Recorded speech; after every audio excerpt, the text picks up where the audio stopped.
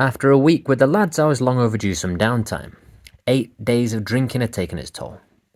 The purity of the German beer means it's all too easy to go again, and that's exactly what we were doing. Looking at the map for somewhere to relax, I saw smack bang in between Frankfurt and Cologne was Koblenz. From there, a small town up the river sounded just the ticket. Lahnstein it was then. I jumped on the train alongside the River Rhine. The sun was nowhere to be seen, but the river views and the occasional castle made for a lovely journey as I pulled into Lahnstein station. A town nicknamed the Pot Shitters due to their penchant for emptying their waste directly into the river. A tradition long gone now, thankfully. I settled into my new place, and barring a mandatory trip to Lidl, I didn't leave the room for 2 days. Day 3, I popped out for a stroll in the sunshine. My injured foot restricted the distance, so I dropped into Maximilian's for an incredible German meal of 𝐀𝐁𝐎𝐓𝐘. Bloody wonderful. Washed down with a couple of their beers brewed on site. This place was one of those examples of Germany doing things so well. Great food and beer, and out the back a collection of beach volleyball courts keeping plenty of kids entertained. A little sunbathed by the river, and I was ready for my last beer of the day. That was until I got chatting to Franco, a really cool guy who I ended up sharing a few more beers with. A pleasant way to spend the afternoon and one of the joys of travelling alone. Enough chilling out. There was only one reason I was still in Germany. Back to the football.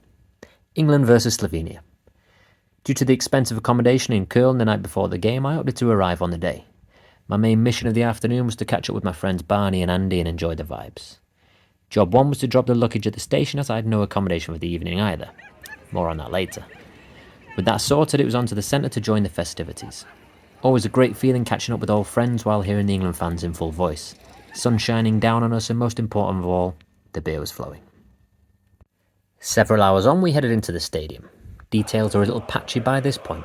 The perils of a 9 o'clock kickoff, but spirits were very high and we were ready for a revitalised England to blow Slovenia away.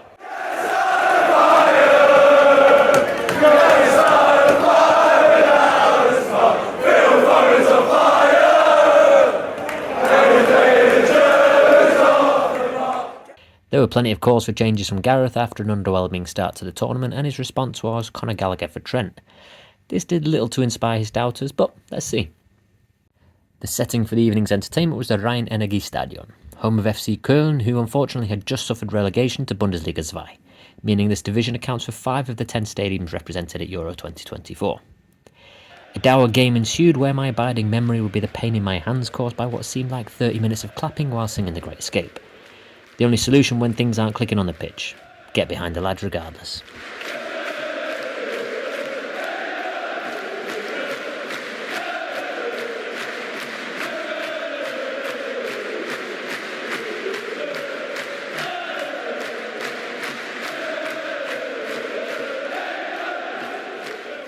The XG of 0.9 to 0.22 says all you need to know about a drab 0-0. Not a great spectacle, but other results went our way and we topped the group. Something that Italy, Croatia, France, Netherlands and Belgium all failed to achieve. Yet, the response from a few mindless England fans was to boo and throw cups at one of the greatest managers in our history. Thankfully, most were just disappointed and clapped them off, but in terms of connection between fans and players, we were a long way from the tears and emotions of 2018 in Russia. Southgate, you're the one. Yes, let's have it on. Football's coming home again. 1, 2, 3, 4. Looking back on where we first met. Despite the result, the vibes were positive. The late finish meant there wasn't time for much more than yet another delightful kebab and a final couple of beers to round off the night. As everyone else drifted back to their respective hotels, it was time to address the lack of accommodation. One friend had left a tent out, but this was by the stadium and I didn't fancy the hour-and-a-half walk back at 3 a.m. So off I went back to the riverfront where I recalled some appealingly grassy areas. This'll do. I'd seen earlier that the temperatures didn't drop too low, so there I was in my shorts and England shirt, ready to bed down on the grass, where it seemed a few others had a similar idea, but better prepared in sleeping bags. This idea was instantly scrapped as the ground had a little dew on it, so I headed over to a comfy-looking metal bench. Arms folded, eyes closed, and off I popped. Well, that was for about half an hour until I woke up to a man stood over me. Let's just say he was behaving inappropriately to keep it palatable. I declined his advances and needless to say I was unable to get back to sleep, so drifted on through the peaceful empty streets towards the station, passing the odd England fan straggling home. I made my way to the airport and snuck in 3 or 4 hours sleep on the floor while waiting for the bus. All part of the fun, right? The next morning, or same morning I guess, I headed down to meet a friend in the picturesque city of Wurzburg, beautifully situated in the north of Bavaria. Seemingly the thing to do in this gorgeous little town is to drink wine on the Alte Mainbrücke, a stunning bridge spanning the Main River where construction had begun in the 15th century, and I can highly recommend this experience, at least while the weather holds out. I took the chance of an aerial view of the city with a stroll up to Marienburg Castle, and later did the same on the other side of the city to enjoy a picnic in the vineyards with some of the local produce. Another perfect break from the football, but duty calls and it was back on the bus to Cologne to catch up with some friends where the coach was waiting for me. Always a pleasure meeting up with Thiago, who is tirelessly travelling up and down the country covering the tournament as a journalist.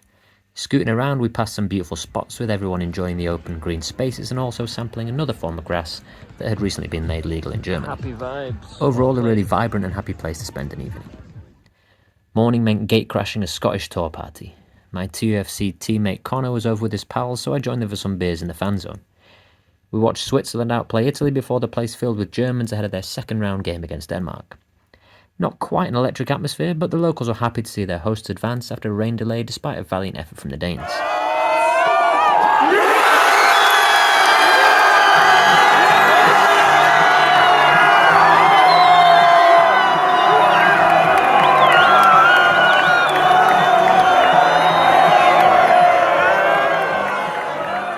The rain also hit us in Cologne with an impressive lightning show which brought an earlier than planned end to proceedings. This time I took no chances and headed back to the hostel for a nice warm comfy bed with a drunken scooter ride home. Maybe not the safest, but certainly a refreshing way to end the evening. Next up was game day. I made my way to the station and jumped on the train back to the delightful Gelsenkirchen. With every station the train just filled with England fans. The main chat was again about the style of play and how we needed to step it up and mix up the lineup. Kobbie Mainoo coming in for Gallagher was a nice improvement on the previous game.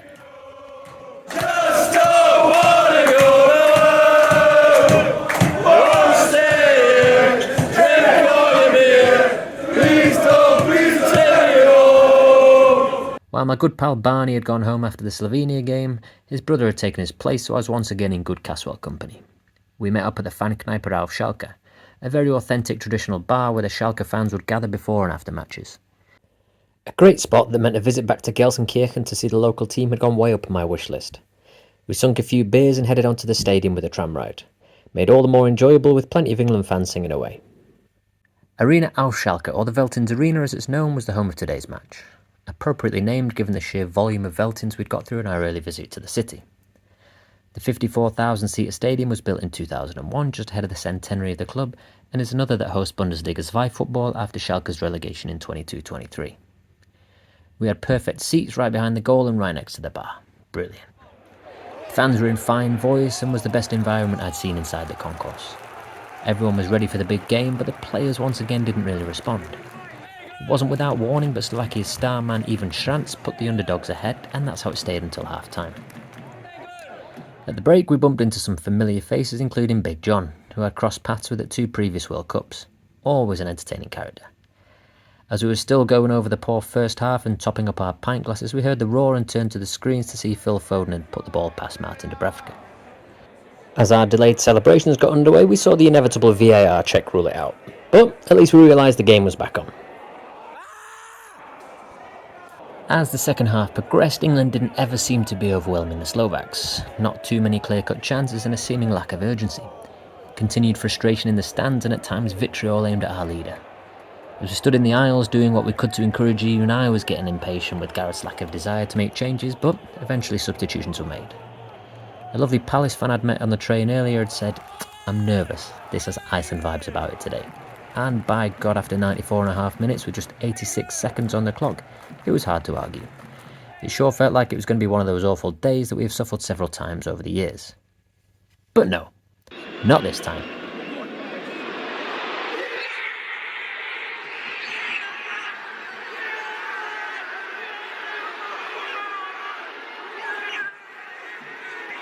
This is a team of stars and world-class players, full of grit and determination and a never-say-die spirit. And in one split second, Jude Bellingham combined all of those qualities to score a goal that would go down in England history. Who else? Without even realising who'd scored, my instant reaction was the Bellingham arms-wide celebration.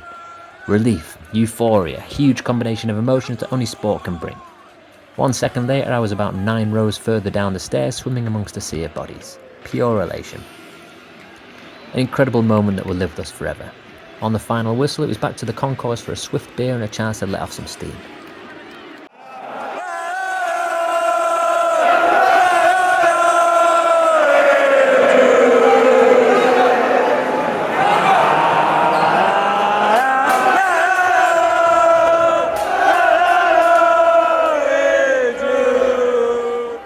We got carried away with our giddiness and lost track of time again. And shamefully I must admit that when another huge roar went up to signify Harry Kane's scoring, we were just still outside.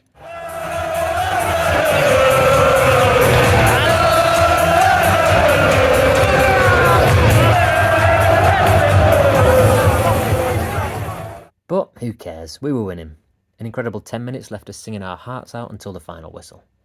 Slovakia threw the kitchen sink at us, but there was a couple of narrow escapes, but England stood firm and held out for what will go down as an epic day in our history. As the great song goes, how do we get there, I don't know. How do we get there, I don't care. All I know is England's on their way.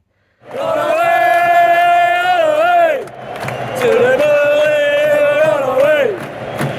How do we get there, I don't know. How do we get there, I don't care. All I know is England's on our way.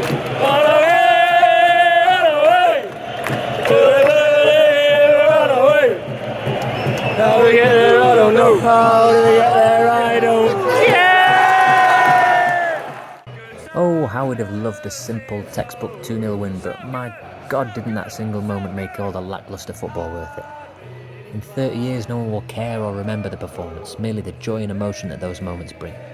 No one talks about the 1-1 draw with Switzerland in the Euro 96 opener or the Spain disallowed goal that should have knocked us out. We remember the Gaza wonder goal against the Scots and the Stuart Pearce redemption in the penalty shootout. We sang our hearts out all the way to the station via a stop for a couple of beers back at the Fankneipe 𝐓𝐑�𝐏, before jumping on the train back to Cologne and letting it all sink in what had just happened. The cheapest flight home was via Dusseldorf, so I spent an evening there watching France dispatch Belgium, and back in the hostel I sat and observed the Ronaldo meltdown after his penalty miss amongst some lovely company. I hadn't spent much time in hostels this trip, but one interaction with an England fan reminded me how great they can be. We spoke for a couple of hours about the joys of travel. After some adversity, he had turned his life around and had been to over 100 countries and follows England everywhere in all sports. Essentially an incredible inspiration for the life I'd like to lead. Sadly, I was needed back at work, and quite simply neither my pockets nor my body could afford another couple of weeks like the last 3, so the 6:45 flight home brought another tournament of watching my beloved team to a close. Well, that was the plan at least. Oh, I'm on my way from Düsseldorf to Manchester today.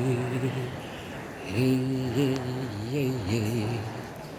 Ba-da-ba-da, ba-da-ba-da-da-da-ba, ba-da-ba-da-dee, ba-da-ba-da-da-doo-doo.